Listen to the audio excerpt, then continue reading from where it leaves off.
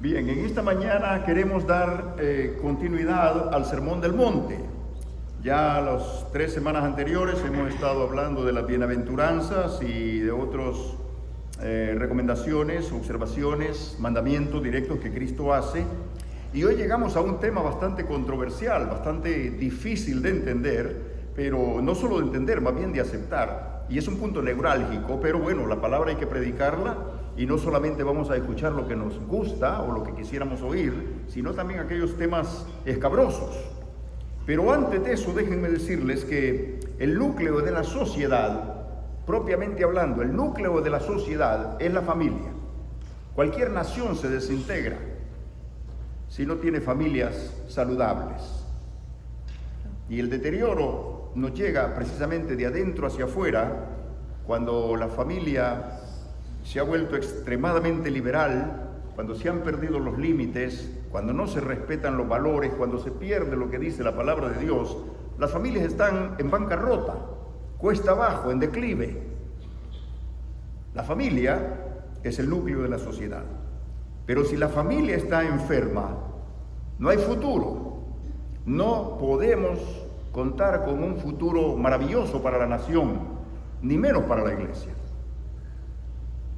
La familia está deteriorada. Y ese es el objetivo principal del enemigo: destruir la mente del joven desde sus inicios, romper los matrimonios, romper la unidad. Y quiero decirles, las familias no se rompen por asuntos financieros o por diferencias políticas. Usualmente fracasan por pecados sexuales. Y ahí entra el adulterio, la fornicación, que como consecuencia también nos lleva a lo que sería el divorcio. Mateo 5:27. Ahí el Señor está diciendo, esto es lo que la ley dice. Pero yo quiero decirles un poco más. Y dice el Señor, oísteis que fue dicho, no cometerás adulterio. Es el 7º mandamiento, eso está claro. Oísteis que fue dicho, no cometerás adulterio, pero yo os digo que cualquiera que mira a una mujer para codiciarla, ya adulteró con ella en su corazón. Por tanto, si tu ojo derecho te es ocasión de caer, sácalo y échalo de ti, pues mejor es que se te pierda uno de tus miembros y que no todo tu cuerpo sea echado al infierno. Y si tu mano derecha te es ocasión de caer, córtala y échala de ti, pues mejor te es que se pierda uno de tus miembros y no que todo tu cuerpo sea echado al infierno. Aquí llegamos a un punto neurálgico, controversial, difícil de tratar. Porque hasta en las familias cristianas, no digamos en un mundo secular que le ha dado la espalda a Dios, no, estamos hablando de personas que conocen a Dios, y estamos hablando del pueblo de Dios, y estamos hablando de la iglesia. Todos aquellos que son conocedores de la ley, de alguna manera, han quebrantado estos mandamientos, de alguna manera han incurrido. Sin embargo, déjenme decirles, el origen de los conflictos matrimoniales, como dije, no son esas diferencias de políticas, económicas, o incluso ni aún por enfermedad se rompe un matrimonio, pero sí por infidelidad. Y la infidelidad no es espontánea, no apareció de la noche a la mañana. Eso es lo peor, es algo que se viene tramitando. Y usualmente la persona que es infiel tiene características que lo delatan. El que no es fiel a Dios, tarde o temprano, no lo será tampoco ni a su propia familia. Los conflictos matrimoniales no podemos decir que porque me descuidó la mujer o me descuidó el marido, yo quedé expuesta, quedé vulnerable y eso fue lo que me llevó. No, eso no siempre es cierto. Estamos hablando de cristianos, estamos hablando de la iglesia. Muchas veces eso se ha venido tramitando en la mente. Porque acuérdense que aún Cristo dijo, no es lo que entra, lo que comemos o bebemos, lo que nos contamina, sino lo que sale del corazón.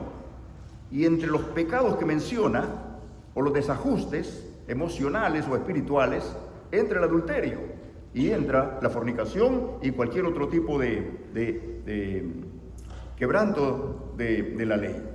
Según la interpretación de la ley, y como los fariseos lo enseñaban, es que adulterio era únicamente cuando el hecho se consuma o se consumaba.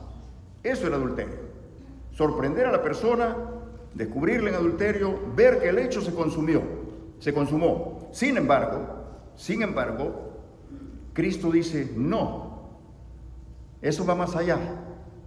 El plan de Dios siempre fue proteger a las familias. Los 10 mandamientos no son para ir al cielo. Si por el cumplimiento de los 10 mandamientos nadie iría al cielo, porque todo el mundo los quebranta. Tal vez somos fieles en 7, 8, en 9, pero quebrantas uno, es como el deudor de la ley. ¿Verdad? Ni amamos a Dios con todo el corazón, ni con todo el alma, ni con toda la mente, ni somos a veces estrictos cumplidores de la ley. Pero aquí lo que la palabra de Dios está enseñando claramente es que los 10 mandamientos, sobre todo del 5º en adelante, son mandamientos específicos para poder vivir en armonía, respetando el derecho de los demás, respetando el pacto, para ser honesto, para no agraviar a nadie, para no agredir, para no irrumpir, ni violentar los derechos ajenos. Jesús va a la raíz del asunto. Si lo que pensaron que adulterar era consumar el hecho, no, dice el Señor, va mucho más allá. Desde el momento en que miras a una persona con otro tipo de mirada, y aún sin mirarla o mirarlo, ya en tu mente se acariciaron ciertas posibilidades, ya has adulterado, dice el Señor. Va mucho, pero mucho más allá. A los ojos de Dios, el matrimonio tiene que ser una relación indisoluble. Y lo dice la palabra, honroso sea en todos el matrimonio.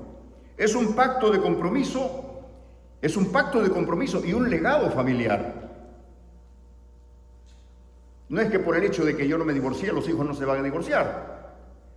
No es un sello, pero hay menos posibilidades de que sus matrimonios fracasen cuando ellos han tenido un modelo de un padre o una madre que de alguna manera les ha dado un mejor ejemplo y que ha respetado los preceptos divinos. La ley fue dada no para ir al cielo, la ley fue dada para proteger a las personas, sobre todo a los más vulnerables, a la mujer, a los niños, al vecino, al prójimo. Y la ley fue dada para que aprendamos a relacionarnos correctamente con los demás. Respeta a tu prójimo. No hagas a otro lo que no quieras que te hagan a ti. Sé honesto en todos tus trámites. Sé leal, no mientas, no robes, no mates, no adulteres, no forniques. No levantes falso testimonio contra nadie. No desees lo que otro tiene. Todo eso es para bendecir y proteger a mi prójimo. El ideal de Dios es el respeto. Porque el hombre y la mujer fueron creadas a la imagen de Dios. La mujer, ni los niños, ni nadie puede ser maltratado. Incurrimos en pecado. Pero retomando el tema del matrimonio, todo se ha tergiversado, sobre todo en estas últimas décadas. Fíjense ustedes que la Biblia dice claramente, varón y hembra los creó. No hay un sexo intermedio, ni una anomalía intermedia. Varón y hembra los creó. Y eso te hace ver que toda la derivación de la corrupción genera en desobediencia. Claramente dice la palabra, honroso sea en todos el matrimonio. Y el hecho sin mancilla, pero a los adúlteros y a los fornicarios, Dios los juzgará.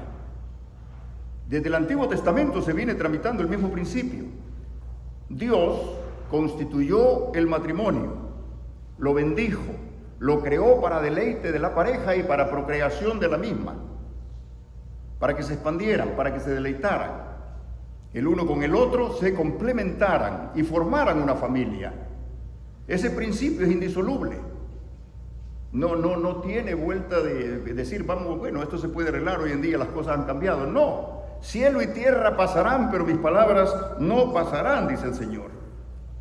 Y lo que sale del corazón, fíjense, es precisamente lo que contamina al hombre y su relación familiar. Jesucristo lo que está diciendo con esto es que estemos atentos y vigilantes, porque el corazón traiciona, los sentimientos traicionan. Cualquier cosa, uno como es engañoso, hábil para engañar y para engañarse uno mismo, se puede traicionar a uno mismo y justificarse y no ser leal a los principios de la palabra de Dios. Él apela a la vigilancia constante. Y fíjense, podemos justificarnos de mil maneras y decir, no, fue un desliz. Sí, estaba pasando un mal momento. Mi esposo no me atiende lo suficiente, o mi esposa está tan atareada en sus cosas, entretenida en esto y en lo otro, que me ha descuidado, estoy vulnerable. Y al estar vulnerable, pues casi que la culpa no es mía, hay que echarle la culpa a los demás. Pero no, eso se tramita en la mente. Sobre todo, no estoy hablando para las personas sin Dios, estoy hablando para las personas con Dios, que conocen la ley de Dios, que conocen la palabra y conocen también los peligros. Podemos justificarlo de muchas maneras, pero a Dios no lo podemos engañar. Lo dice claramente la Biblia. ¿Es un pecado como cualquier otro el adulterio y la fornicación? Sí, pero te deja consecuencias graves. La Biblia, bueno, fíjense, antes de llegar a la parte de David, hay consecuencias que son irreparables. Hay cosas que no vuelven a ser iguales. Has roto la confianza, has quebrantado el pacto. Uno vuelve a ser igual. David, después de su adulterio y el crimen que cometió, no volvió a ser el mismo David. Con todo y que tenía el corazón, era conforme al corazón de Dios. Fíjense que miren, esto no lo podemos justificar así por así. Cuando la Biblia dice que David era conforme al corazón de Dios, no está diciendo que Dios aprobó o minimizó lo grave de su falta. Y que era conforme al corazón de Dios, pero mira, adulteró, fornicó, cometió un crimen y cometió otros tantos errores. Mandó a matar hasta el marido de la mujer que él se había robado, porque no le correspondía, era una mujer ajena, y él lo sabía, y lo tramitó en su mente, lo tramitó de muchas maneras. Y cuando la Biblia dice que David era conforme al corazón de Dios, no está diciendo que Dios aprobó eso.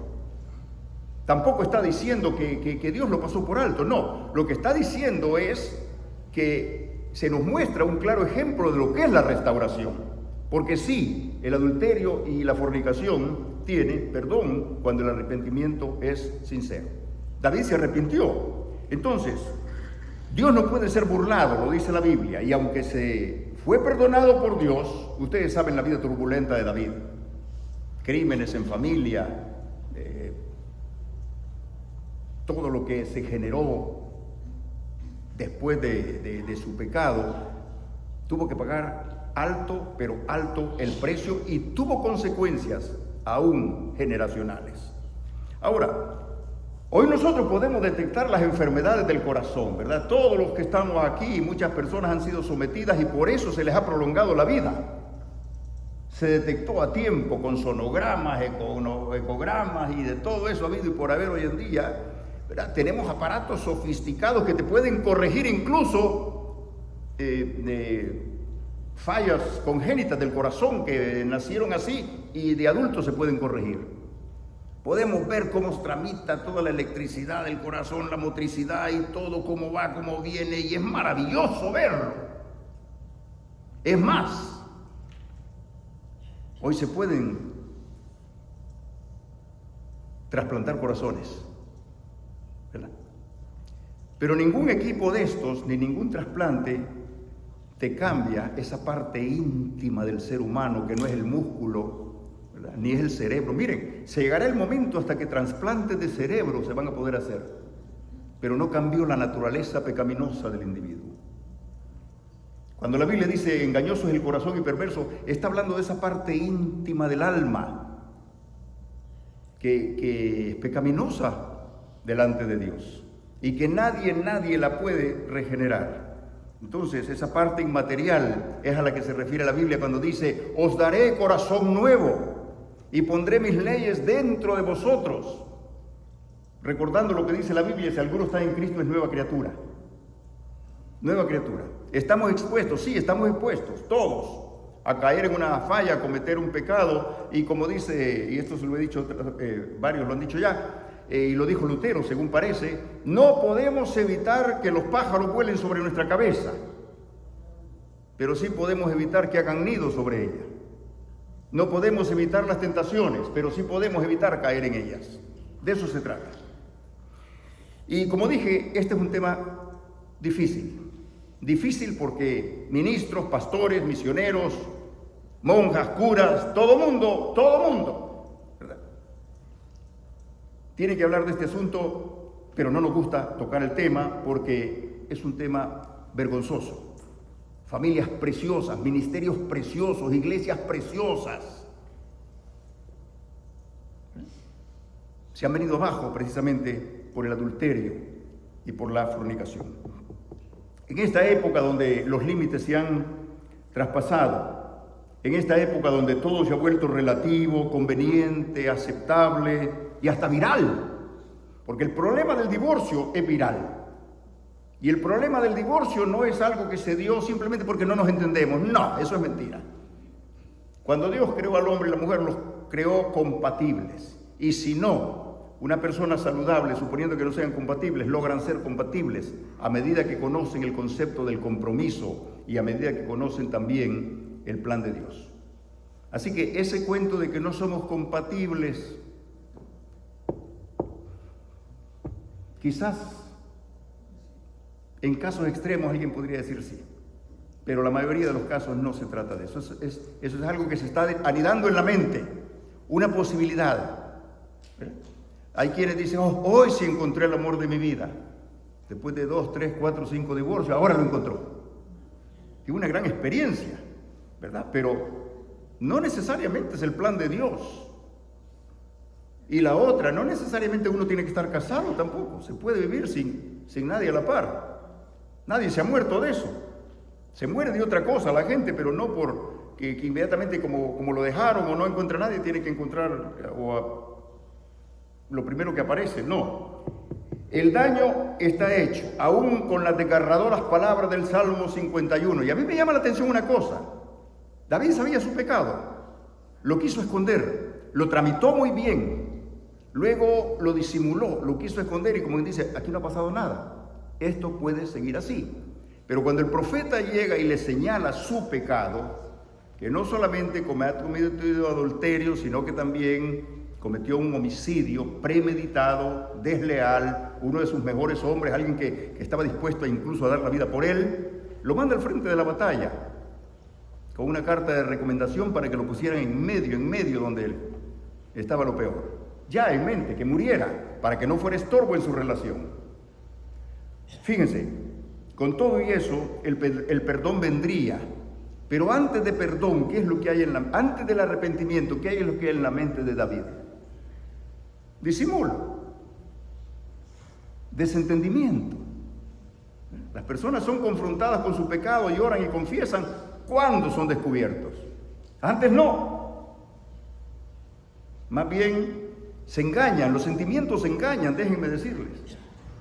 Por eso entre los frutos del Espíritu está el dominio propio, que tiene que ver no solamente con el carácter, sino con el control de los sentimientos. Los sentimientos son engañosos.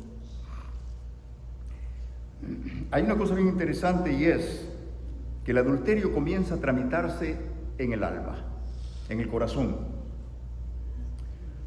El adulterio revela nuestra incapacidad de amar,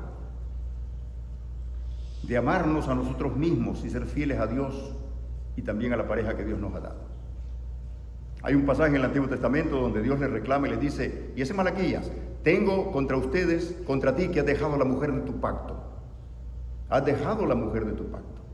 Obviamente la Biblia habla en ese idioma, puede ser también lo contrario, pero usualmente se daba que el que emitía carta de repudio, el que deja a la mujer, casi siempre, no digo que no, pero en la mayoría de los casos es el hombre. El adulterio revela lujuria. Cuando una persona está viendo pornografía, está adulterando o está fornicando. Aun cuando no haya haya consumado el hecho, lo está haciendo en su mente. Ya su alma está contaminada. Revela esos deseos impuros que hay en el corazón de las personas. Inmadurez emocional, inmadurez espiritual. Pero ¿saben qué también? Egoísmo. Porque la persona busca su placer, su complacencia, lo que le agrada, lo que le gusta, el sentirse bien. Y la infidelidad es un acto compulsivo, donde el que fue infiel una vez lo va a seguir siendo, hasta que Dios no cambie ese corazón. Y generalmente opera en las personas que han descuidado su relación con Dios. Uno se puede autojustificar, pero se engaña a sí mismo. Mientras callé, dice el salmista, envejecieron mis huesos y se secó mi vigor. Y en el Antiguo Testamento se habla mucho también del adulterio espiritual. Cuando una persona tiene dioses ajenos, es equivalente al adulterio espiritual. Está dejando a Dios por otras cosas. No le da el corazón a Dios, tarde o temprano se lo termina dando a una persona o a los ídolos o al placer. El egoísmo lo consume, lo mata. Así que la persona puede incluso ir a un consejero y a lo mejor le ayude, pero la raíz no se está tocando todavía. La raíz del problema está en el corazón, en el egoísmo, en el orgullo. Ahora fíjense. En el verso 31, ya Cristo va más adelante y dice, también fue dicho cualquiera que repudia a su mujer, dele carta de divorcio. Eso es lo que decía, ¿no? Entonces, en eso vienen muchas interpretaciones. Uno podría decir, bueno, el repudio podría ser, porque no te dice repudio, ¿por qué? Simplemente dele carta de divorcio. Y ahí estaba la posibilidad que favorecía más al hombre que a la mujer, y eso es injusto. Pero es lo que la ley dice. Porque también tenemos que pensar de acuerdo a las épocas, a las tendencias, a la cultura de aquel entonces. Antes las personas, incluso en tiempos de Jesús, cuando Jesús nace, todos conocemos la historia. María y José estaban comprometidos legalmente, pero el matrimonio no se había consumado. Y en ese momento, si se descubría una infidelidad, de parte de uno se podría anular. Hoy en día el matrimonio se puede anular por cualquier cosa. No hay ninguna penalidad, no hay ningún cargo de conciencia, simplemente busco mis conveniencias. El amor de mi vida, dicen algunos, ¿verdad?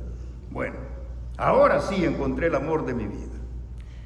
Pero yo les digo, dice el Señor, que el que repudia a su mujer, a no ser por causa de fornicación, hace que ella adultere, y el que se casa con la repudiada comete adulterio. De nuevo, esto está sujeto a la interpretación que le quiera dar. Y ya los fariseos se la habían arreglado para saber cuándo se podía repudiar a una mujer. Ya no te gusta, no te cae bien, dejó muy salada la comida o no está haciendo bien las cosas, la puedes repudiar. Ahora, el peligro es que la repudiada quedaba expuesta, vulnerable. Porque no era lo mismo una mujer casada que era respetada a una mujer repudiada. Y tal vez repudiada sin razón. Ahora, si era repudiada por fornicación o por adulterio, pues era distinto el caso. Incluso era hasta sujeto de pena de muerte. Y la hipocresía religiosa se puede ver en todos los niveles.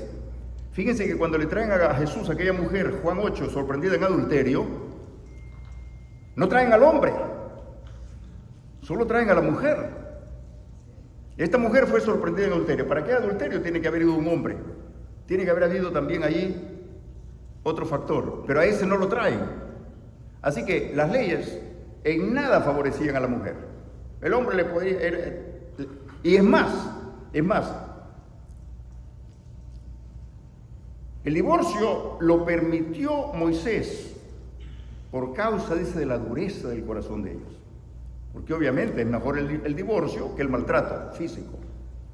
Un hombre abusa de la mujer, le es infiel, la maltrata, la vitupera, la humilla, y eso se convirtió en hábito, ¿verdad? También dice la Biblia en Gálatas que Dios no nos ha llamado a esclavitud, sino a libertad. Y una persona no tiene por qué ser vasallo de otra persona, ni humillarse, ni ser maltratada. Somos creados a la imagen de Dios y por lo tanto, tanto el hombre como la mujer merecen respeto porque son personas que deben ser tratadas con dignidad. Y como dije, cuando llegamos al tema del divorcio, todavía este es un tema más controversial, sobre todo en la fe cristiana, porque es como una epidemia que afecta a las familias. Y duele a todo mundo, duele a los hijos, duele a la persona que ha sido humillada o maltratada, ¿verdad? Afecta a familia y afecta a ministerios preciosos. Se han venido abajo por problemas sexuales. Siempre se dijo que 2 Timoteo era la carta para el ministro, los códigos de ética más elevadas que un ministro debe tener para conducirse en la congregación y en su iglesia. Ya eso ni se menciona, ni se menciona.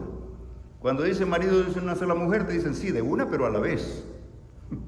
O sea que le dan vuelta como le quieren dar vuelta, y a mí me sorprende cómo incluso hoy en día, más que 2 Timoteo, es la psicología popular. Se le presta más atención a lo que el psicólogo te dice, cómo te recupera, ya está hecho el daño, pues mira, hay que hacerlo de esta manera, y a una terapia remedial callejera. Pero el pecado está hecho. Claramente la Biblia dice que el corazón es perverso y no lo puedes cambiar si no es a través del perdón que Dios nos da. En Mateo 19 se amplía el tema cuando Jesús vuelve a tocar el tema del divorcio y del adulterio. Y hay otras tantas desviaciones.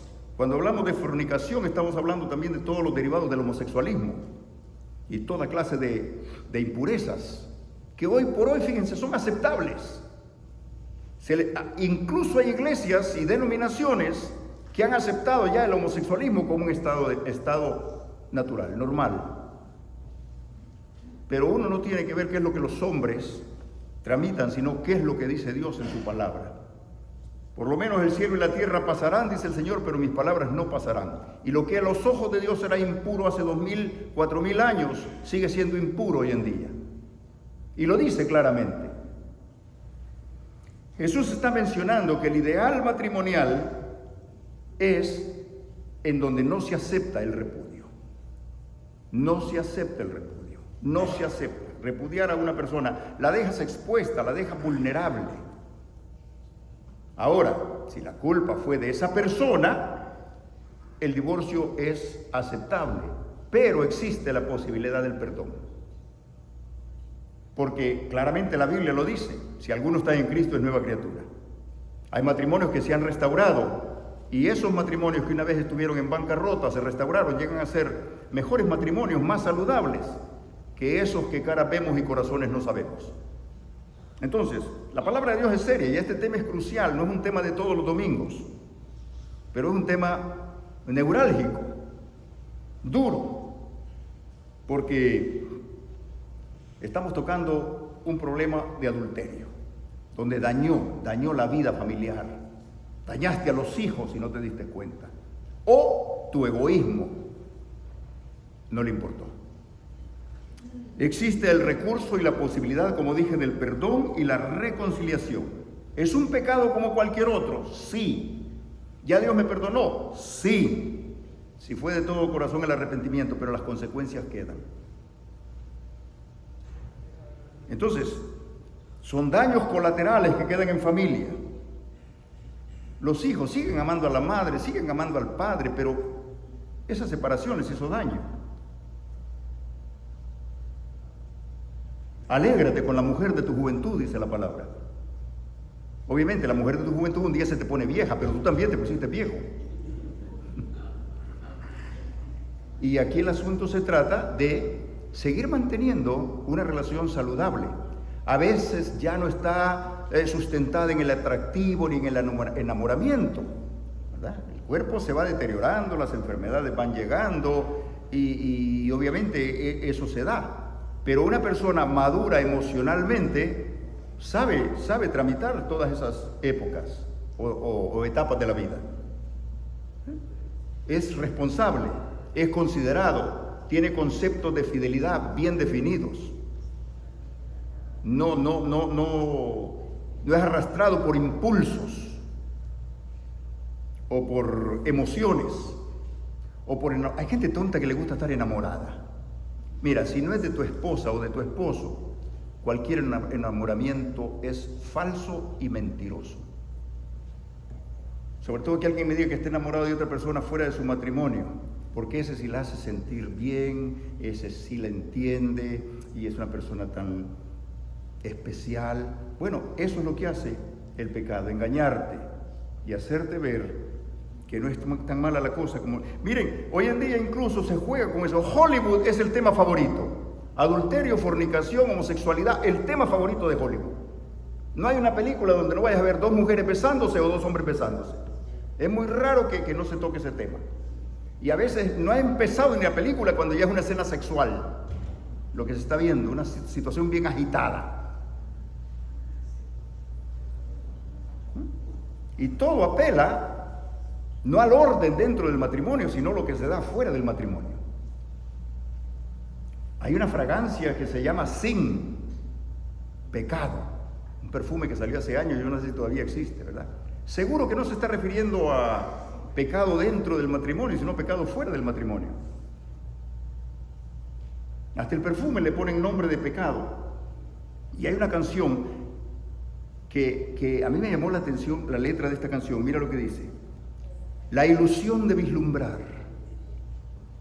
el placer de coincidir, el temor de reincidir, el orgullo de gustar, la emoción de desnudar y descubrir despacio el juego, el rito de acariciar, prendiendo fuego, la delicia de encajar y abandonarse, el alivio de estallar y derramarse. Todo eso, fíjense, no se tramita dentro del matrimonio, sino fuera del matrimonio, porque es lujuria. Claro, hay un libro en la Biblia que se llama El Cantar de los Cantares y apela a la relación maravillosa de enamoramiento que puede haber, el atractivo entre un hombre y una mujer. Es un libro erótico, pero contemplado dentro de la pureza matrimonial. Todo lo que está fuera del matrimonio, por lindo que parezca, por romántico que parezca, a los ojos de Dios sigue siendo pecado. Una vez, recuerdo hace años de eso, que yo empezaba en el ministerio y hablando con una persona ahí que yo sabía que había incurrido en una falta, no me dicen, no. Yo le digo, estás fallando a los ojos de Dios, estás faltando a tu esposo. No, este es el amor de mi vida y ahora nadie me va a separar de esto. Estaba decidida que ese era el amor de su vida, no su marido, sino otra persona que había encontrado en el trabajo. Muchas iglesias, muchos ministerios han sucumbido ante las exigencias del diablo. El diablo exige. Y han cedido ante todas estas desviaciones, considerándolas como aceptables. Mira, tal denominación ya aceptó esto, el pastor se ha divorciado 3 veces, pero predica muy bien. Un hombre atractivo, elegante, amable, compasivo. A la gente no le importa eso. Se divorcia él y se divorcia la esposa también. Dios les iluminó que se volvieran a casar. Y uno se... Pero a la gente le encanta todo eso. ¿Saben por qué les encanta? Porque saben que ellos tarde o temprano van a caer en lo mismo y no hay nadie que les lea este versículo. Entonces, mandamientos de hombre, esto es aceptable, relativo, se puede perfectamente obviar. Doctrinas impuras y adulteradas. La Biblia dice claramente lo que es aceptable a los ojos de Dios y lo que no lo es. Estilo de vida con fachada de devoción. Usted va a ver gente predicando a Dios, pero lo que menos tienen es a Dios en su corazón, ni respeto ni obediencia por las cosas de Dios. Hombres engañadores, dice allá en Efesios, que para engañar emplean con astucia las artimañas del error. Clubes de domingo con disfraces de iglesia. Y todos saben el daño que más ha hecho en las iglesias y en las familias el adulterio y la fornicación. ¿Qué podemos hacer para mejorar las cosas en la iglesia? A lo mejor, ¿verdad?, este mensaje vaya para instruir a los hijos, a los nietos, o nosotros mismos tomar precauciones. Pero lo primero que se requiere para no caer en esa tentación es estar en comunión con Dios. Una persona que está en comunión con Dios difícilmente va a ceder ante las tentaciones. Desde el momento en que la persona acaricia posibilidades y sabe que le gustaste a alguien, o esa persona sabe que te gusta, desde ahí empieza un coqueteo inocente. Esto no va a llegar tan lejos, es simplemente el placer de gustar, el orgullo de coincidir. Sí, pero cuando vienes a ver, has caído en la trampa del diablo. Cuando la persona ha pecado, solamente el arrepentimiento y la confesión son la solución. Tenemos que responder con seriedad al mandamiento bíblico y a la enseñanza del Nuevo Testamento. Maridos, amad a vuestras mujeres como Cristo amó a la iglesia. Y luego está el mandamiento para la esposa también. Una esposa buena, una esposa temerosa de Dios, no la vas a encontrar a la vuelta de la esquina. Vas a encontrar mujeres físicamente hablando más lindas. Y lo dice el proverbista: engañosa es la gracia y vana la hermosura. La mujer que teme a Dios, esa será alabada, dice. Entonces, evitar que la mente procese fantasías. En el mismo teléfono te puedes encontrar sugerencias, todo lo que te lleva a ese mundo que desemboca en peligro. Dice la Biblia claramente: no nos ha sobrevenido ninguna tentación que no sea humana, pero fiel es Dios, que no os dejará ser tentados más de lo que podéis resistir, sino que también dará juntamente con la tentación la salida. Hay una tentación, lo advierte, sabe que está jugando con fuego, sabe que está poniendo su vida, su riesgo y en riesgo a su familia, sabe que aunque eso quede oculto, la Biblia dice: tarde o temprano tu pecado te alcanzará. Este es un tema escabroso, lo dije al comienzo, pero la palabra de Dios nos manda a escudriñar qué es lo que Cristo enseña en relación a esto. José, fíjense, a cualquiera le daría risa a José. José huyó de la tentación. Mujer que lo estaba asediando se quedó hasta con la ropa en la mano. Algunos dicen: sería tan fea la mujer de Potifar que salió corriendo. Capaz que no, capaz que era una mujer linda, una princesa, una mujer adinerada, bien perfumada, hermosa, exótica, atractiva. Pero él mismo dice: ¿cómo yo le voy a hacer esto a mi Señor? Fíjense el concepto de fidelidad, la madurez ya en un muchacho de unos, quizás ni a 20 años llegaba todavía. Huye de la tentación, sale corriendo.